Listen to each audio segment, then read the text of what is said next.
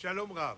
ראש העיר הגברת מרים פיירברג עיקר היא באופן חד משמעי אחד המחוללים החשובים בשינוי חייהם של מאות ילדים בסיכון בעירנו.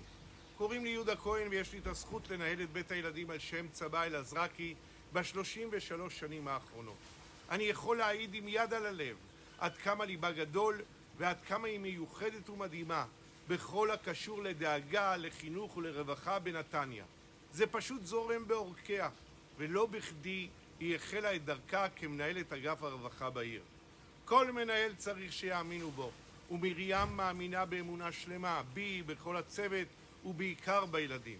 היא תמיד נמצאת שם בשבילנו, וזה נותן כוח אדיר לעשייה שלנו, לשבירת מעגל המצוקה של ילדים רבים, ולהקמת דורות חדשים ובריאים בעירנו.